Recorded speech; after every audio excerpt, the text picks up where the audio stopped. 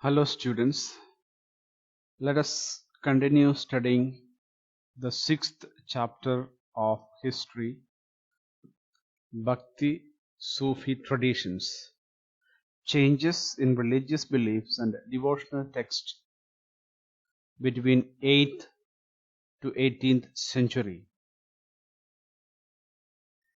The first part of the video, we have seen the emergence of Bhakti in India. Here in this video, we'll study about the Veerashaiva tradition in Karnataka, Lingayat and their belief, challenge to the caste system, religious ferment in North India, that is a religious condition that existed in North India, the coming of Turks and the Islamic tradition, and the popular practice of Islam. The Veerashaiva tradition in Karnataka. During the 12th century, the Veerashaiva movement was started by a Brahmana named Vasavana.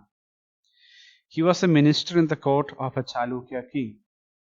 His followers were known as Veerashaivas, or heroes of Shiva, or Lingayats, wearers of the Linga. Lingayats and their belief.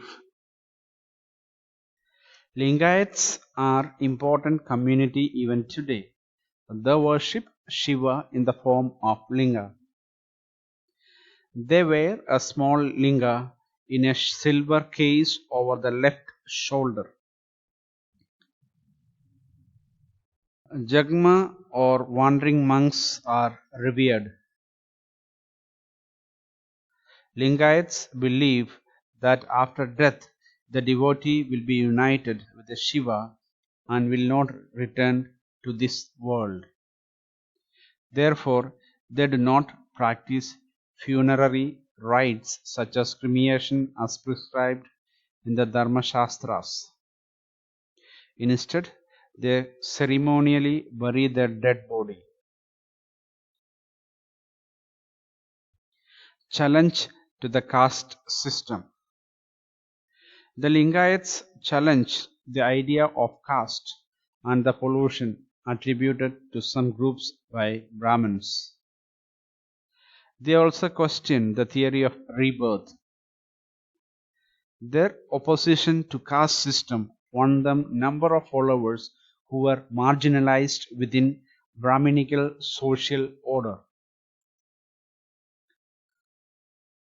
The Lingayats also practiced certain approvals that were rejected by the Dharma Shastras, such as post-puberty marriage and the remarriage of widows.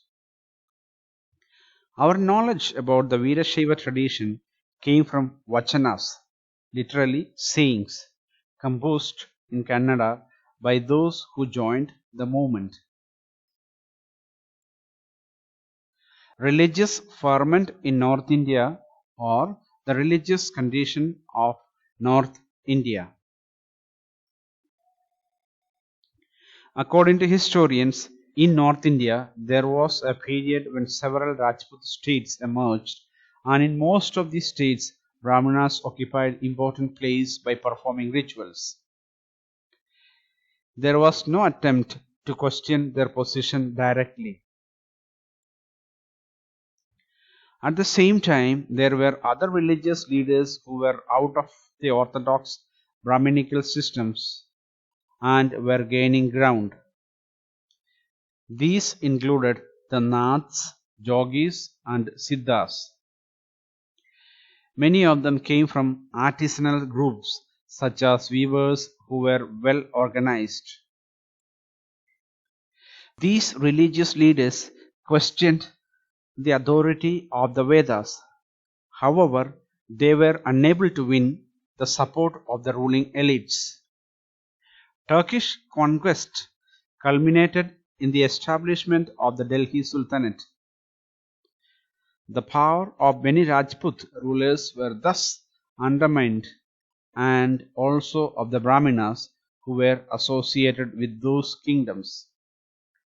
The coming of the Sufis was a significant part of these developments.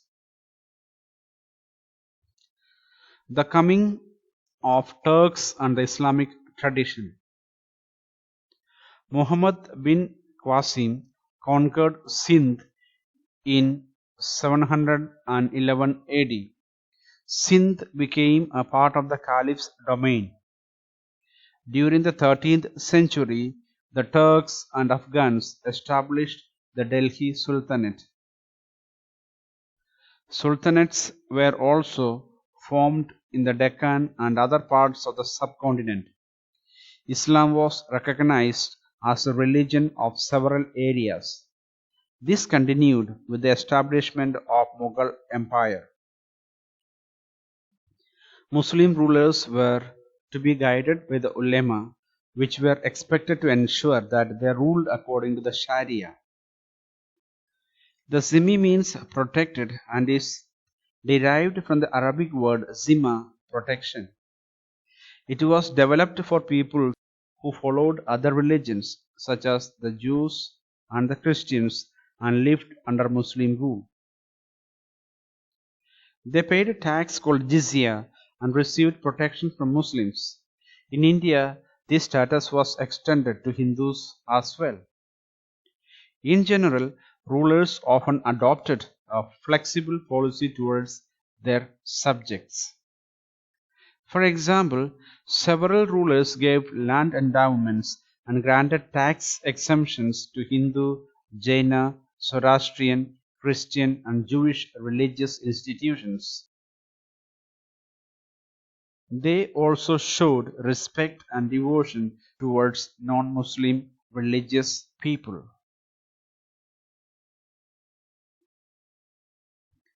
The popular practice of Islam. The 5 pillars of faith in Islam. Those who adopted Islam follow 5 pillars of faith. There is one God, Allah, and Prophet Muhammad is his messenger. Offering prayers 5 times a day. Giving alms. Fasting during the month of Ramzan. And performing the pilgrimage to Mecca.